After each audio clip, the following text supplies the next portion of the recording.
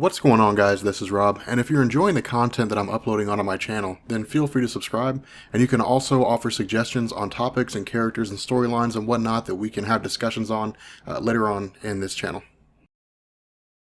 So I think it kind of goes without saying at this point that Old Man Logan is, it's my favorite story, my favorite comic coming out of all new, all different Marvel right now. I mean, Jeff Lemire and Sorrentino, man, this is, these guys are like the 1-2 punch of Marvel Comics right now. I mean, they're knocking it out of the park with Old Man Logan because of some of the best storytelling involving Wolverine. In fact, I can't think of any storytelling involving Wolverine that's ever been this good, like ever in the history of Marvel Comics. That's ever been this good. The closest I can think of is the miniseries Weapon X, which dealt with the original Wolverine's time as part of the Weapon X project. It literally detailed it all, like every instance, every circumstance, the whole 9 yards. From the time that he was kidnapped as part of Team X and forced into the Weapon X program up until the time that he escaped. It was actually a really, really cool story. It was something like 12 or 13, maybe 15 issues. I can't remember off the top of my head. I should do that at some point in time. Like I should do that story. But in any event, we pick up here in Madripoor because remember, right now, this story comes after Border Town, meaning that this is the circumstance whereby Lady Deathstrike had gone through, tried to capture Old Man Logan, believing he was Wolverine, or at the very least, some aged version of Wolverine, and intended to take him prisoner or at least kill him. But in doing so, had tracked him to a place called Border Town and had killed several innocent families, which led to, her escaping after Wolverine attacked her, and then him tracking her down for the purpose of killing her in revenge for her killing a family. And so because of this, Madripoor, or I guess in Tokyo rather, this deals with the concept of Madripoor and the idea that Lady Deathstrike may be holding up there. Now, in Marvel Comics, Madripoor is kind of the Wild West. Like Madripoor is,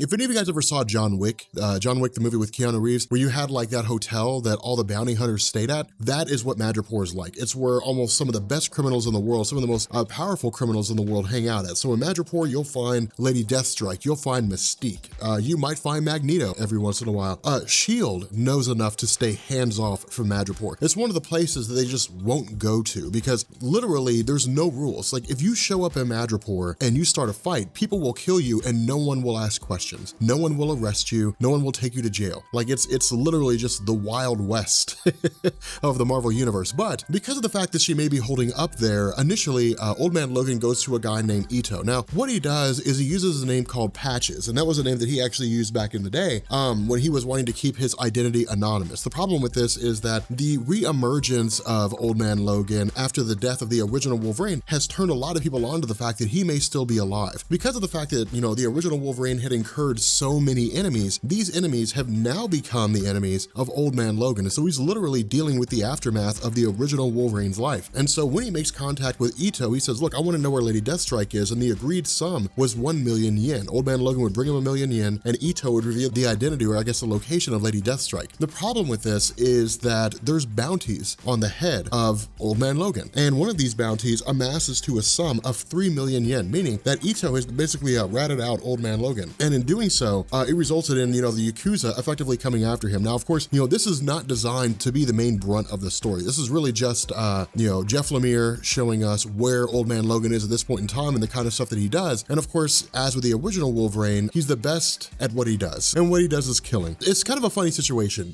seeing him lash out in such a way because it adds a different dynamic to the Wolverine mythology in the sense that, the old Wolverine had an almost instantaneous healing factor up until he lost it. Old Man Logan's healing factor is much slower just due to his age, just due to the fact that he's gotten older. His body's literally just slowing down in much the same way that as we get older, our organs begin to slow down and eventually fail, leading to our deaths. For Old Man Logan, his healing factor begins to slow down and he will eventually die of old age just because his healing factor will essentially just stop. It'll just stop working and he'll be like a normal human being. At that point, his organs will begin to age normally, so he'll have an extra 100 years or so on his life. But, in terms of his physical appearance, in terms of how he'll look, he'll stay relatively similar, which is why he's aged 20 years or so over the course of, 300 or 400 years. But the idea here is we also get some flashbacks, and this is what Jeff Lemire does. He jumps back and forth between the past and the present in the sense that we initially pick up in the Weapon X bunker in the Wastelands during the original Old Man Logan universe. Now, of course, we knew that Wolverine, or I guess that Old Man Logan was in love with Maureen. She was the woman he was married to and had children with during the Mark Millar Old Man Logan story. But what Jeff Lemire's been doing, for those of you guys who are just now jumping on on to Comics Explained in the Old Man Logan stories, what Jeff Lemire has been doing up to this point is effectively going through and filling in the gaps between what happened from the start of Old Man Logan off panel to the actual beginning of the story. He's going through and just kind of filling in these holes, the journey that Logan took after he,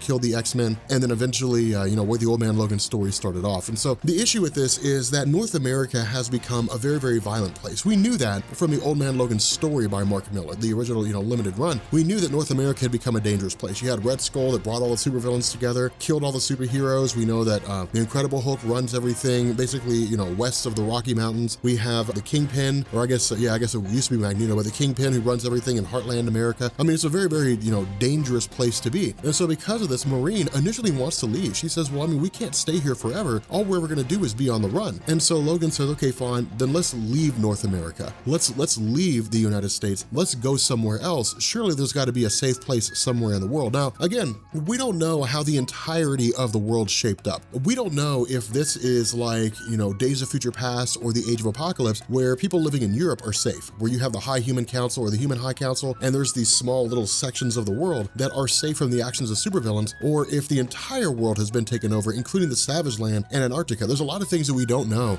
with regards to the Old Man Logan universe, but what we do know is that in that timeline, they had basically taken off to go to Japan. The problem was that when they got there, things didn't necessarily go their way. Now again, this kind of switches back to this current moment right now in the sense that we have Old Man Logan tracking down Eriko, or I guess, Lady Deathstrike, ultimately coming across the shack in Japan where he finds her being held prisoner. And so again, jumping back, and this again is what Jeff Lemire does, he just jumps back and forth between the past and the present. When Maureen and Old Man Logan get to Japan, they run into a group called the Silent Order. Now, within the Marvel Universe, the Silent Order was small time. I mean, in truth, this seems to be their initial introduction. But what Jeff Lemire says is they were a small time organization. It was like the Sinister Six. Yeah, they were composed of people who were, pretty powerful, but in the grand scheme of things, they were a blip on the radar. And that's what the Silent Order were. They were a blip on the radar of, Japan's criminal underworld. No one ever took them seriously, and they were wildly irrelevant. But, during the fall of superheroes, once, the supervillains took over the world, they took over Japan and they bolstered their ranks and effectively killed anybody that came in there who wasn't supposed to be there. So again, jumping back to the present day, when Wolverine, or I guess Old Man Logan, gets into the shack and he starts speaking with Lady Deathstrike, she says, this is a trap. You should not have come here. They were waiting for you. And we see him, shot with a whole bunch of arrows, and he's ultimately met by the arrival of General Sohei. Now, this is essentially Wolverine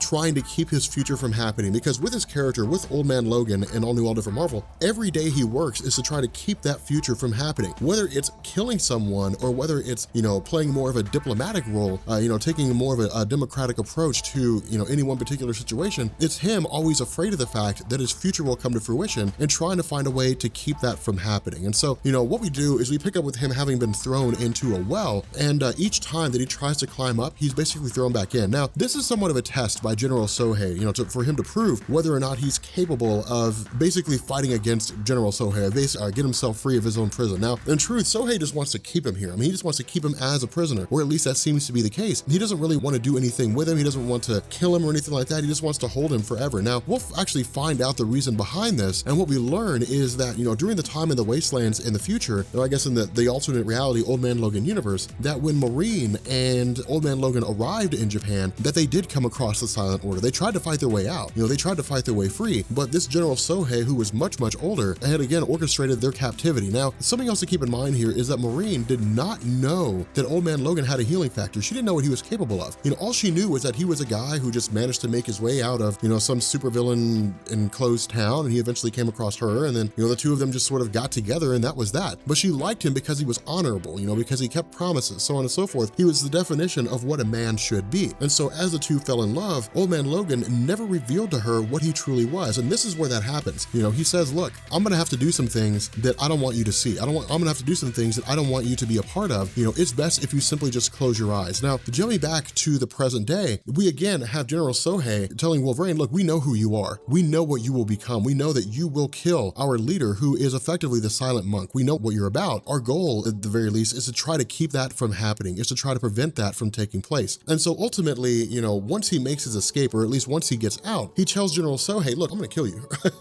I'm gonna kill you to stop you from what it is that you're going to do later on. Because remember, there are times where Old Man Logan begins to lose grip of reality. And in his mind, despite the fact that the current Marvel Universe is different different from the Old Man Logan universe. Because things are not happening in the same way, then there's no guarantee that the supervillains will take over the world. In his mind, that possibility still exists. And so if killing General Sohei means that he will be able to protect Japan, give his wife some safe place to go to once the supervillains take over the world, then that's exactly what he's going to do. But what Sohei says is, we're the Silent Order, which means that to attack one of us is to attack all of us. You don't just attack me, you fight all of us at the same time. And so again, this is actually a pretty badass scenario. This actually really works because Wolverine, or I guess Old Man Logan, does exactly that. Like, he literally goes through and attacks every single last one of them. Not only that, with Lady Deathstrike being held prisoner, she's actually freed from her captivity by way of the conflict, just because of the fact that she's freed from her binds. No one really goes and frees her in particular. She just kind of breaks out. And because of this, both she and Old Man Logan are fighting against the Silent Order while working together. Now from here, we jump back to the Wastelands again. We jump back to the original universe of Old Man Logan, and we encounter this adult version of the Silent Monk along with General Sohei. And what happens here is, Silent Monk effectively reads the mind of Wolverine, or I guess of Old Man Logan, trying to figure out what he's about. And he learns that, of course, he was part of the Grant Morrison's new X-Men back in the day, that he had a relationship with Storm. This is really just Jeff Lemire saying the past of Old Man Logan in the original Old Man Logan universe was identical to the main Marvel universe Wolverine. There was no real deviation here. Everything that you remember about Wolverine before his death when he was covered in adamantium is the exact same for Old Man Logan. Those pasts didn't really change. The only thing that changed was the fact that Mysterio tricked Wolverine into killing all the X-Men as part of the supervillain's rise to power. And so because of this, the Silent Monk freaks out because he says, you've brought a madman here. You brought a monster here. This guy has been bred for conflict, death, and destruction. You've literally brought death to my doorstep. Why would you do this? And Old Man Logan says, whatever. He doesn't even ask any real questions. He just begins attacking every last one of them. Now, again, transitioning back to the current moment, to the modern day, we of course have Lady Deathstrike and Old Man Logan continuing to fight against the Silent Order, but then it seems as though Lady Deathstrike is either severely injured or even killed in the onslaught. And so of course, Old Man Logan turns his attention to General Sohei himself. And so what we get is this sort of blend between the past and the present, because these circumstances have unfolded much the same way. The actions of Old Man Logan are different in terms of how he engages the Silent Order in the Wastelands, in the original Old Man Logan universe, versus the current all new, all different Marvel universe. But in the end, it's still the same thing. It all amounts to the same thing in the sense that it is Old Man Logan fighting General Sohei. The problem with this is that in the main Marvel universe, the Silent Monk is not an adult. He's a child. He hasn't grown into the adult that Old Man Logan has become fearful of. Now, this is why I say that Marvel seems to be introducing a new Omega level mutant here, because what the Silent Monk says is, when I was bestowed with my powers essentially activated, I looked into the future and I saw what was going to happen. I looked into the future and I saw that you're going to kill me as an adult. And so this seems to be Jeff Lemire toying with the idea that the Old Man Logan storyline will happen, that, the supervillains will attempt to take over the world. Whether they're successful or not is something that we don't know, but it seems like that will take place. And so in response to this, the idea of Logan is to actually take a step back, is to actually say, hey, look, like maybe I shouldn't kill him, but again, we also get this explanation of Old Man Logan's fight with the Silent Order in the Old Man Logan universe by way of the present day Silent Monk, when he says, when I saw myself dying, I saw you as a monster, slashing, destroying, slaughtering all the members of the Silent Order. And then finally you turned your claws onto me and you killed me. And he says, I am not going to let that happen. Now, Old Man Logan says, look, that future is not written in stone. There's no guarantee that that's going to happen. Not only that, these guys in the Silent Order are using you for your power. They're taking advantage of you. And so really, the Silent Monk's being put in a circumstance where he's being asked who he should believe. Should he believe Old Man Logan, or should he believe General Sohei? Now, at this point, he's basically cast back into the well again, where of course he, encounters Lady Deathstrike, but then he's brought right back up again. And so it seems like he's constantly being tortured, and he's constantly being controlled and manipulated by the Silent Monk, at the very least to be, forced to endure pain and torment and so on and so forth. But switching back to Japan, we basically have Old Man Logan talking with Maureen, and this is when she essentially learns what it was that he's about, when she learns how violent he is, when she learns what it is that he's capable of. What Old Man Logan also says, though, is that all these people who were in Japan, these normal citizens who were trying to make their way in Japan itself after the villains had taken over the world, they were all made into slaves for a multitude of different purposes. The women were taken as slaves for the men to use for their own purposes. The male citizens citizens of Japan were taken, as slaves to work or whatever it is that they ended up doing. But the idea is that he basically spared Japan of a brutal dictator, a brutal warlord who was essentially bringing society to its knees. But for Maureen, she has a hard time accepting this because keep in mind, this is all new to her. I mean, this is fresh in her face. She literally has just witnessed the man that she loves turn into a savage animal and just kill everybody. This is a side of him that she's never seen before. Now, to his defense, at the very least, Old Man Logan says, I didn't want you to see this part of me. Like, I did not want you to see this as who I was because it's not who I am on a fundamental level. It's who I used to be. That's who I was once upon a time. But,